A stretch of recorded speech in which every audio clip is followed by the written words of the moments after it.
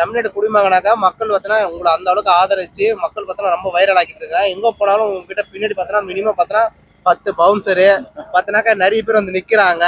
நிறைய பேர் செல்ஃபி கேக்குறாங்க அடிக்கிறதுக்கா. ஓகேங்களா? அவங்களுக்கு நீங்க கொடுக்கக்கூடிய நன்றிகரனாக ஒரு அரசியல் வந்தீங்கன்னா என்னவெல்லாம் விஷயத்தை செய்வீங்க மக்களுக்கு?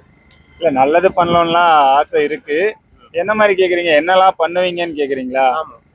பேசிக்கான நீட்ஸ் தான். என்ன நல்ல ஃபுட்டு கிடைக்கிறதுக்கு இருக்க இடம், நல்ல போட்டுக்க நல்ல ட்ரெஸ், அது ஃபர்ஸ்ட் இம்பார்ட்டன்ஸ் கொடுப்பேன். கூடிய அரசியல்வாதிங்க அதெல்லாம் பண்ணல, நீங்க வந்து அதெல்லாம் பண்ணுவேன்னு சொல்றீங்க. ஆமா, ஒரு சில குறைகள்லாம் இருக்கு அதுலயுமே. பப்ளிக் பிளேஸ்லாம் அந்த அளவுக்கு கிளீனா இல்லை, ஒரு சில இடத்துலலாம் எல்லாத்தையுமே கவனிக்க முடியல அப்படின்றாங்க. இப்போ ஒருத்தரும் தான் ஓட்டு போட்டிருக்காங்க. அந்த ஒருத்தருக்குமே எல்லாமே நல்லது கிடைக்கணும். அதுல நிறைய பேருக்கு கிடைக்காமையும் இருக்கு. அது 100% நடக்கிற மாதிரி பண்ணணும்னு எனக்கு ஒரு ஆசை. அவ்வளவு. உரிமை காக்க போராடுவதே கடமை. ஹாய் ஃப்ரெண்ட்ஸ், எல்லாருக்குமே வணக்கம். இது வரலாறு பேசுவோம். வரலாறு பேசும் சில பத்தி பார்க்க போறோம்னாக்கா, தமிழ்நாட்டில் மிகப்பெரிய அரசியல் தலைவர்கள் எல்லாமே உருவாகிட்டு இருக்காங்க. இப்போ இளைய தளபதி விஜய் பார்த்தீங்கன்னா ஒரு கட்சி ஒன்று ஆரம்பிச்சாரு. அவர் கட்சி ஆரம்பிச்சாருன்னா மக்கள் மத்தியில் மிகப்பெரிய பிரபலமானாரு. அதே போல இவர் ஒருத்தர் பிரபலமா இருக்காரு. இவரும் கட்சி ஒரு ஆரம்பிச்சாருன்னா எத்தனை பேர் ஓட்டு போடுவாங்க என்று தெரியல. ஏன்னா அவர் சொல்லிட்டு இருக்காரு, என்னையும் ப்ரோ பேட்டி எடுங்க, என்னையும் மக்கள் ஆதரிக்கிறாங்க, நான் அரசியல்ல வந்து இறங்கினாக்கா விஜய் தோற்கடிச்சிருவேன், அந்த அளவுக்கு மிகப்பெரிய ஒரு வைரலா பேசிட்டு இருக்காரு. இப்ப அவரை கூட்டு வச்சு நம்ம பேசுறோம். ஓகேங்களா? நீங்க இன்ஸ்டாகிராம்ல பார்த்துருப்பீங்க. உங்க நேம் மட்டும் சொன்னா போதும், அவர் பர்த்டே சாங்ஸ் ஒன்று பாடி பார்த்தினாக்கா வீடியோ போடுவாரு. அவர் தான் இவரு. ஓகேங்களா? ஆனா அவர் பேர் தெரியல, அந்த பேர் அவரே சொல்லுவாரு. ஞாபகம் இல்லை எனக்கு. Singer star Thiruvengadam Thirush. எல்லாரும் பார்த்துருப்பீங்கன்னு நினைக்கிறேன். லியோ சாங்ல விஜய் அண்ணனுக்கு பண்ணது, அது ரொம்ப வைரல் ஆச்சு. மற்றபடி நான் யூடியூப்ஸ் எல்லாம் பாடிட்டு இருக்கேன். அவ்வளவுதான். லியோ சாங் ஒரு வாட்டி பாடிட்டு அப்படி அதுல கண்டினியூ பண்ணலாம். லியோ லியோ லியோ லியோ ட்ரெண்டிங் மூவி லியோ லியோ வேற மாதிரி அனிருத் சாங்ஸ் கேட்ட உடனே ஏறும் boost. Hey Lokesh Vijay combo combo theatre கிழிய போது வாங்கோ வாங்கோ. டான்ஸு ஃபைட்டு சாங்ஸு எல்லாம் தாறு மாறு தாங்கோ தாங்கோ சே. ஓகே, எவ்வளவு சூப்பரா பாடினாரு. இந்த சாங்ஸ் தான் செம்ம வைரலா பாத்தீங்கன்னாக்கா போயிருந்தது. லியோ படத்தை பாத்தீங்கன்னாக்கா ப்ரொமோஷனே இதை தேடி கொடுத்தாருன்னு சொல்லலாம்.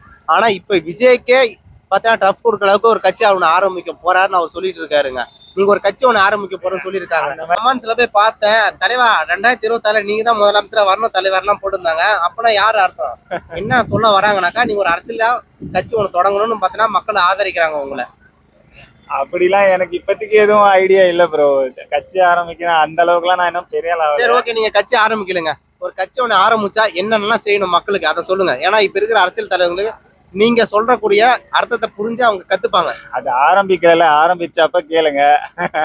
இல்லைங்க, தமிழ்நாடு குடிமகனாக மக்கள் பார்த்தீங்கன்னா உங்களை அந்த அளவுக்கு ஆதரிச்சு மக்கள் பார்த்தீங்கன்னா ரொம்ப வைரல் ஆக்கிட்டு இருக்காங்க. எங்க போனாலும் உங்ககிட்ட பின்னாடி பார்த்தீங்கன்னா மினிமம் பார்த்தீங்கன்னா 10 பவுன்சரு பார்த்தீங்கன்னாக்கா நிறைய பேர் வந்து நிக்கிறாங்க.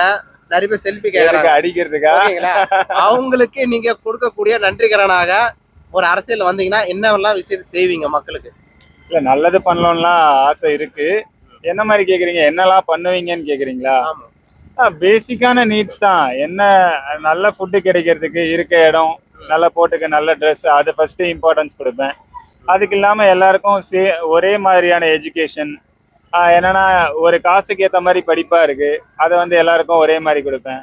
இப்போ கவர்மெண்ட் ஹாஸ்பிட்டல்லாம் அந்த அளவுக்கு இன்னும் நல்லா, எப்படி சொல்றது, இன்னும் நல்லா இம்ப்ரூவ் பண்ற மாதிரி, ட்ரீட்மெண்ட்லாம் நல்லா பண்ற மாதிரி அந்த மாதிரி பண்ணுவேன். அதுவும் இல்லாமல் பப்ளிக்கு எல்லாருமே நல்லா ஹெல்ப்ஃபுல்லாக இருக்க மாதிரி, போலீஸ் சர்வீஸ்லேருந்து எல்லாமே பாதுகாப்பு எல்லாமே நல்லா இருக்க மாதிரி பண்ணுவேன். இந்த மாதிரிலாம் பண்ணுவேன். அப்போ இப்ப இருக்கக்கூடிய அரசியல்வாதிங்க அதெல்லாம் பண்ணல, நீங்க வந்து அதெல்லாம் பண்ணுவேன்னு சொல்றீங்க. ஆமா, ஒரு சில குறைகள்லாம் இருக்கு அதுலயுமே. பப்ளிக் பிளேஸ்லாம் அந்த அளவுக்கு கிளீனா இல்லை, ஒரு சில இடத்துலலாம் எல்லாத்தையுமே கவனிக்க முடியல அப்படின்றாங்க. இப்போ ஒருத்தரும் தான் ஓட்டு போட்டிருக்காங்க. அந்த ஒருத்தருக்குமே எல்லாமே நல்லது கிடைக்கணும். அதுல நிறைய பேருக்கு கிடைக்காமையும் இருக்கு. அது 100% நடக்கிற மாதிரி பண்ணணும்னு எனக்கு ஒரு ஆசை. அவ்வளவு. பரவாயில்ல, இந்த அளவுக்கு மிகப்பெரிய பேச்செல்லாம் இருக்கீங்க. ஒரு சாங்ஸ் தான் பாடுங்கன்னு பாத்தீங்கன்னாக்கா இந்த அளவுக்கு நல்லா சூப்பரா பாத்தீங்கன்னாக்கா அரசியல் தலைவர்களுக்கு ஒரு அறிவுரை சொல்ற மாதிரி சொல்றீங்க. ஓகேங்களா? நீங்க ஏன் ஒரு கட்சி ஆரம்பிக்க கூடாது? கட்சிலாம் ஆரம்பிக்கணும்னா ரொம்ப வசதியா இருக்கணும். ஒரு எல்லாம் செலவு பண்றதுக்கு அந்த அளவுக்கு நம்மளுக்கு அதெல்லாம் எதுவுமே கிடையாது. நான் வந்து அரசியல் வரணும்னா கூட என் பின்னாடி பார்த்தோன்னா காசு இருக்கணும், மக்களுக்கு அந்த காசு கொடுத்துதான் நான் ஓட்டை வாங்கணும் அப்படின்னு சொல்ல வரீங்க. ஓட்டுக்கு காசு கொடுக்கறதுன்னு இல்ல, அட்லீஸ்ட் ஒரு ஏதாவது ஒரு நம்ம ஒரு ஒரு எப்படி சொல்றது, ஒரு அரசியல் ரீதியா ஒரு ஏதோ ஒரு ஃபங்க்ஷன் நடத்துறோம்னா கூட அது செலவு பண்றதுக்காக நம்ம கிட்ட காசு இருக்கணும்ல. ஒரு மேடை போட்டு பேசுறோம், ஒரு 100 பேர் வராங்கன்னா அட்லீஸ்ட் அவங்களுக்கு தண்ணி, ஒரு காஃபி ஏதாவது கொடுக்கணும், ஒரு ஈவெண்ட் நடத்துறதுக்காவது காசு கொடுக்கணும்ல, அந்த அளவுக்காவது வேணும்ல. ஏன்னா நீங்க வீட்டுக்கு வரீங்கன்னா அட்லீஸ்ட் உங்களுக்கு நான் ஒரு காஃபி ஒரு தண்ணியாவது கொடுக்கணும், அதுதான் ஒரு மரியாதையா இருக்கும், அதுக்காக செலவு பண்ணும்ல, அந்த மாதிரி சொல்றேன் நான். ஓகே, அப்போ ஒரு கட்சியை புதுசா தொடங்கணும்னாக்கா மக்கள் மத்தியில நல்ல பேர் இருக்குதோ இல்லையோ, ஓகேவா, ஆனா பணம் இருக்கணும். ஆமா, அந்த பணபலம், ஒரு ஆள் பலம், ஒரு மீடியா பவர் எல்லாமே இருந்தாதான். இந்தியாவுல ஒரு குடிமகனா நீ இருக்கிற, நிறைய அறிவுரை மத்தனா அரசியல் தலைவருக்கு நீ சொல்ற, உங்களுக்கு என்ன வயசு? இல்ல இல்ல, என்ன வயசு ஆகுது உங்களுக்கு? அது வயசுலாம் சொல்லக்கூடாது, சரி, வயசு ஆகுதால எனக்கு தெரிஞ்சு எப்படியோ ஒரு 32 வயசு கிட்ட இருக்கும்னு வச்சுங்க. சரி, ஓகேங்களா? 32 வயசுல இது வரைக்கும் மக்களுக்கு என்ன உதவி செஞ்சிருக்கீங்க? ஏதாவது ஒரு குழந்தைங்க இல்ல வேற வெளியே? நான் யாருக்கும் எந்த கெடுதலும் பண்ணல, அதுவே போதும்னு நினைக்கிறேன். கெடுதல் பண்ணல. அப்போ இப்ப விஜய் கெடுதல் பண்றாரா? மு.க.ஸ்டாலின் ஐயா அவர்கள் என்ன நல்லது பண்ணிருக்கீங்கன்னு கேக்குறாங்க. பண்றாரா? நிறைய பசங்களுக்கு படிக்கிறதுக்கு ஒரு கைட் பண்ணிருக்கேன், இந்த மாதிரி பண்ணுங்க பாஸ் ஆவீங்க அந்த மாதிரி சொல்லியிருக்கேன். புக்ஸ் கொடுத்துருக்கேன், என்னோட புக்ஸ் கொடுத்துருக்கேன். நோட் நீங்க 10வது படிச்சுட்டு வெளியே போனீங்கன்னா ஜெனரேஷன் வருவாங்க, 10வது அவங்க கிட்ட புக் கொடுத்துருவீங்க. அந்த மாதிரி இல்லைன்னு கேக்குறவங்களுக்கு கொடுத்துருக்கேன். இந்த மாதிரி ஃபீஸ் கட்டுறதுக்காக அந்த மாதிரி ஹெல்ப் பண்ணிருக்கேன். சின்ன சின்ன ஹெல்ப் உதவி பண்ணிருக்கீங்க, சொல்ல முடியுமா? இல்ல அது வேணாம், அது பெருசா சொல்லிக்க வேணாம், நான் பண்ணிருக்கேன். விஜய் எப்படி வந்து கொடுத்தாருன்னா மக்களுக்கு தெரியாதோ அதே போல பல கோடி ரூபாய் மக்களுக்கோசம் உதவி செஞ்சுட்டு கோடி கணக்கெல்லாம் கொடுக்கலங்க, அவர் சும்மா போய் சொல்றாரு. நான் ஏதோ எக்ஸாம் ஃபீஸ் கொஞ்சமா ஏதோ கட்டியிருப்பேன், அந்த மாதிரி நான் கொடுத்துருப்பேன்னாக்க என்ன அர்த்தம்? 1 கோடி சொல்லலாம், 2 கோடி சொல்லலாம். பேனா கொடுக்கறது, பென்சில் கொடுக்கறது, சின்ன பசங்களுக்கு ஒரு சாக்லேட் பிஸ்கெட் அந்த மாதிரி வாங்கி தரது, புக் தரது, நோட்டு அந்த மாதிரி தான் பண்ணிருக்கேன். இல்லைன்னா ஏதாவது சொல்லி தர சொன்னாங்கன்னா என்னால முடிஞ்சது எனக்கு ரிலேட்டடா தெரிஞ்சதா இருந்தா சொல்லி தருவேன். இல்ல இந்த மாதிரி ப்ரிப்பேர் பண்ணிக்கோங்க எக்ஸாமுக்கு, அந்த மாதிரி அட்வைஸ் அத மாதிரி பண்ணுவேன், அந்த மாதிரி தான் பண்ணுவேன். ஓகே, மக்கள் இந்த அளவுக்கு உங்களை ஆதரிக்கிறாங்களா, என்ன காரணம்? அப்படி மக்களுக்கு என்ன செஞ்சிட்டீங்க? ஒன்னும் செய்யல, இனிமேட்டு தான் ஏதாவது சான்ஸ் கிடைச்சா பண்ணணும். படத்துல வரும் பாத்தியா, விவேக் சொல்லுவாங்க, இது வரைக்கும் உங்களுக்கு என்னடா செஞ்சிருக்கேன்? என்ன ஒண்ணு, என்னால முடிஞ்சது ஒரு என்டர்டெய்னர் மாதிரி நானு பாடுறது, நடிக்கிறது, லிரிக்ஸ் எழுதுறது, இதெல்லாம் நான் ஷார்ட் பிலிம்ல பண்ணிட்டு இருக்கேன். அந்த மாதிரி மூவி ரிவ்யூஸ்ல எல்லாம் ஒரு பாட்டு எழுதி பாடுவேன். அந்த மாதிரி விஜய் டிவிலயும் ஒரு வாட்டி பாடியிருக்கேன். இந்த மாதிரி என்டர்டெயின்மெண்ட் பண்ணியிருக்கேன், அதுல கொஞ்சம் பேருக்கு என்ன பிடிக்கும். சரி, ஓகே, நீங்க பாடி இருப்பீங்க, நிறைய பிரபலங்கள் பாத்தீங்கன்னாக்கா உங்ககிட்ட உங்களுடைய பாடல் கேட்டிருப்பாங்க. அப்படி பாடி உங்ககிட்ட வாழ்த்து சொன்ன யாருன்னா ஒரு ஆள் சொல்ல முடியுமா? நிறைய பேர் பேசியிருக்காங்க. விக்னேஷ் சிவன் அண்ணன் வந்து ஒரு வாட்டி அவங்க ஃப்ரெண்டுக்கு கேட்டிருக்காரு, அவருக்கு பண்ணி அமிச்சேன், தேங்க்யூன்னு மெசேஜ் அமிச்சாரு. அறந்தாங்கி நிஷா மேடம் வந்து ரியாஸ்ன்னு ஒரு பேருக்கு பாட்டு போட்டிருந்தேன், அதை பார்த்துட்டு அவங்க வந்து எனக்கு வந்து லைக் போட்டிருந்தாங்க, மெசேஜ் பண்ணியிருந்தாங்க. அவங்க ஹஸ்பண்ட் பேரு ரியாஸ். அதுக்கப்புறம் ரியோ ராஜ் அண்ணனுக்கு வந்து நான் அந்த அவர் படத்துக்கு ஒரு பாட்டு பாடியிருந்தேன், ரியோ ரியோ ஜோ ரியோன்ட்டு, அதுக்கு வந்து அவரு லைக் போட்டிருந்தாரு. பரத் அண்ணன் என்னோட சாங் பார்த்துட்டு, ஆக்டர் காதல்ல நடிச்சார்ல, அவரு லைக் பண்ணியிருந்தாரு ஒரு வீடியோ, பர்த்டே விஷ் சாங் பார்த்துட்டு. சதீஷ் அண்ணன் கூட நான் வீடியோவே பண்ணியிருக்கேன், ஆக்டர் சதீஷ் அண்ணன் இப்போ வந்து காஞ்சூரியின் கண்ணப்பன் படம், அதுக்கப்புறம் சட்டமென் கையில் நடிச்சார்ல, அவர் கூட ஒரு ப்ரொமோஷன் வீடியோ மாதிரி பண்ணியிருக்கேன். அவரை மீட் பண்ண, அது ரொம்ப ஹாப்பியான விஷயம். அவரு கூட என் பாட்டை வந்து ஸ்டோரியில போட்டிருக்காரு. அவரு மூவிக்காக ஒரு 2 சாங் பண்ணேன், காஞ்சூரியன் கண்ணப்பன், சட்டமென் கைலுக்கு. அதை வந்து அவரோட இன்ஸ்டா ஸ்டோரியில அவரு ஷேர் பண்ணாரு, அது ரொம்ப ஹாப்பியான விஷயம். இந்த மாதிரி நிறைய இருக்கு, நிறைய பேர் பண்ணிருக்காங்க. நீங்க அரசியல வந்துட்டானாக்கா அவங்க எல்லாமே உங்க பின்னாடி வந்து பக்கபலமா வருவாங்க, நம்புறீங்க? அப்படிலாம் இல்லைங்க, அவங்க ஃபாலோ பண்றாங்களே, இவ்வளவு பெரிய பெரிய நடிகர்களும் உங்களை ஃபாலோ பண்ணும்போது போட்டிருக்காங்க, ஒரு என்கரேஜ்மெண்ட்டுக்காக இருக்கலாம், ஒரு நம்ம வளர்ந்து வரும் ஆளுன்றதால அவங்களால முடிஞ்ச ஒரு மோட்டிவேஷனல் ஹெல்ப் தான் அது. ஒரு எப்படி தட்டி கொடுப்பாங்கன்னு சொல்லுவாங்களா, அந்த மாதிரி. அவ்வளவு. ஃபைனலா நம்ம முடிச்சுக்கலாம். 2026ல ஓகேங்களா, சிஎம்ஆ யாரு வருவாங்கன்னு நினைக்கிறேன்? அது இப்போதைக்கு என்னால சொல்ல முடியாது. ஆனா இப்ப வலுவா இருக்கிறது திமுக வலுவா இருக்காங்க, யாரு வேணாலும் வரலாம். ஏன்னா இது எலெக்ஷன் டைம்ல இன்னொரு டைம் இருக்கு. நல்லா பார்த்தா அப்ப சீமான் வரக்கூடாதுன்னு நினைக்கிறீங்க? சொல்லுங்க.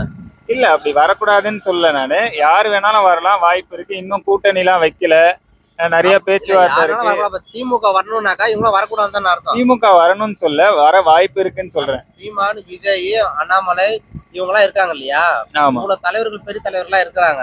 அவங்களாம் தவிர்த்துட்டு இன்னுமா ஆண்டு இந்த கட்சியை பார்த்தனா வரணும்னு நினைக்கிறீங்களா? எதனால அப்படி இல்ல வரணும்னு நினைக்கல. மத்த கட்சி ஆட்சியை பிடிக்க முடியுமான்றது தெரியல அந்த அளவுக்கு. ஒரு டஃப் காம்படிஷனா இருக்கும். ஆனா இப்ப திமுக வந்து ஒரு அசைக்க முடியாத சக்தியா இருக்க மாதிரி தெரியுது எனக்கு. ஏன்னா போன எலெக்ஷன்ல இருந்து அவங்களோட நகர்வுகள், அரசியல் நகர்வுகள் எல்லாமே ரொம்ப, அவங்க வந்து அடுத்த வாட்டி கண்டிப்பா வந்துடணும் நம்ம, அதை வந்து ஃபோக்கஸ் பண்ற மாதிரி தெரியுது. ஏன்னா உதயநிதி அண்ணனோட எல்லா நகர்வுகளும் பார்த்துட்டு இருக்கோம். துணை முதலமைச்சராக ஆயிட்டாரு. ரொம்ப நல்லா செயல்படுற மாதிரி கொஞ்சம் தெரியுது.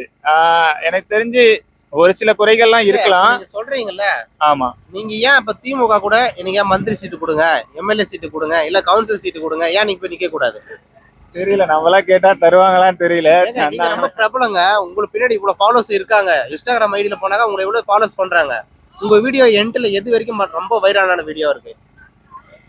எல்லாமே நான் ஸ்டாலின் ஐயாக்கே பாட்டு எல்லாம் பாடி இருக்கேன். இல்லங்க, நான் ஸ்டாலின் ஐயா பாட்டு பாடுறீங்க, தமிழ்ல இருக்கக்கூடிய அரசியல் தலைவர் பாட்டு பாடிருப்பீங்க, பிரபலங்க இங்க பாட்டு பாடிருப்பீங்க. நானா கேட்கறேன்னா எத்தனை மில்லியன் அடிச்சிருக்கு ஒரு வீடியோ? 7.5 மில்லியன் போயிருக்கு. 7.5 மில்லியன் போயிருக்கு. 7.5 மில்லியன் பேர் உங்களை பார்த்து ஃபாலோ பண்றாங்க, உங்களை ரசிக்கிறாங்க. அப்போ நீங்க எவ்வளவு பெரிய ஓட்டு எண்ணிக்கையில நீங்க கெப்பாசிட்டியோட இருக்கிறீங்க. நீங்க ஏன் 7.5 மில்லியன் பேர் பாத்துருக்காங்கன்னா 7.5 மில்லியன் பேர் ஓட்டு போடுவாங்களா? அது வந்து என்டர்டெயின்மெண்ட்டுக்காக பாத்துருக்காங்க. இப்போ ஒரு நடிகர் வந்தாங்கன்னா சொல்றாங்கல்ல, அவர் நடிக்கிறாரு, அவர் ஒரு நடிகர், அவரை பார்க்க வருவாங்க, பட் அவருக்கு ஓட்டு போடுவாங்களா தெரியலன்றாங்களா? அதே விஜய்க்கு என்ன சொல்ல வர்றாருன்னா, நீ அரசியல வராதீங்க, என்னையே பார்த்தா ஃபாலோ பண்ற, ஓட்டு போடல. ஓகேங்களா? அந்த மாதிரி ஒரு கேள்விதானே எனக்கும் வரும்ன்றேன். இப்ப நான் ஒரு பாட்டு பாடுறேன், இல்ல படத்துல நடிக்கிறேன், சாங் பாடுறனாலுமே அது வந்து ஒரு நடிகரை தான் பார்ப்பேன். ஓட்டு போட்டுருவாங்களான்றது உறுதியா நம்ம சொல்ல முடியாதுல்ல, அப்படி சொல்றேன் நான். அதே மாதிரி விஜய் அவர்களும் நடிச்சாரு, சினிமாவில தான் என்டர்டைன்மெண்டா வந்தாரு, நடிச்சாரு. இப்ப அவர் அரசியல் வராரு, அப்ப அவருக்கு ஓட்டு போடுவாங்கன்னு நீங்க நம்பி எப்படி சொல்றேன், எந்த நம்பிக்கையில சொல்றீங்க? அதுதான் கன்ஃபார்மா தெரியலன்னு சொல்றேன் நான். ஆனா நிறைய பேர் ஓட்டு போடுவாங்க. அவர் ஒரு எப்படி சொல்றதுன்னா ஒரு மறக்க முடியாத அரசியல் தலைவரா இருப்பாரு. டெபாசிட் இல்ல அப்படின்லாம் சொல்லுவாங்களா, அந்த அளவுக்குலாம் அவர் இருக்க மாட்டாரு. அவருக்குன்னு ஒரு நல்ல வாக்கு வங்கி இருக்கும். ஒரு டஃப்பான காம்படிட்டரா இருப்பாரு. அதை சொல்றேன் நான். இல்ல நான் என்ன சொல்றேன்னா, நீங்க அரசியல் வாங்க, நீங்க மந்திரி ஆகுங்க, நீங்க கவுன்சிலர் ஆகுங்க, நல்லா இருக்கும். அப்படி சொல்லும் போது யார் எங்கெல்லாம் பின்னாடி ஒரு பாட்டு போட்டோம், நடிச்சோம், என்டர்டைன்மெண்ட் பண்ணோம், அதுக்கோசரம் நம்ம ஓட்டு போட்டுருவாங்களான்னு நீங்க கேள்வி வச்சு. அதுவே விஜய்க்கு விஜய் அண்ணா சொல்லும் போது நீங்க என்ன சொல்றீங்கன்னாக்கா அவங்க எல்லாம் ஓட்டு போடுவாங்க அப்படி நம்புறீங்க. இதுல என்ன வித்தியாசம்ன்றது வேறுபாடு நினைக்கிறீங்க உங்களுக்கு? விஜய் அண்ணா ஒரு உச்சகட்ட நடிகருங்க. நான் இப்பதான் வளர்ந்து வரேன். நான் இன்னும் படம் தான் நடிக்கிறேன். நான் இன்னும் பெரிய படமே நடிக்கல, பெரிய படத்திலே பாடல, சேனல்ஸ்ல தான் பாடிட்டு இருக்கேன், யூடியூப்ஸ்ல இந்த மாதிரி இன்டர்வியூஸ் தான் கொடுக்குறேன். ஓகே, முடிச்சிடலாம். இது ரொம்ப லெந்தா போயிட்டு இருக்கீங்களா? சாப்பிட்டீங்களா இல்லையா? இனிமேல் தான் சாப்பிடணும். சரி, தம்பிக்கு ஒரு சாப்பிட வாங்கி ரெடி பண்ணுவோம். 2026ல சிஎம்மா தம்பியை வர வைப்போம். அவர் கட்சி ஒண்ணு தொடங்குவாரு. அதுக்கு கட்சி பேரா என்னங்க வைக்கலாம்? கட்சி அப்போ வச்சுக்கலாங்க, கட்சியில வந்தா வச்சுக்கலாம். இதுக்கு எல்லாரும் கமெண்ட்ல கண்ணாபண்ணான்னு கேட்க போறாங்க.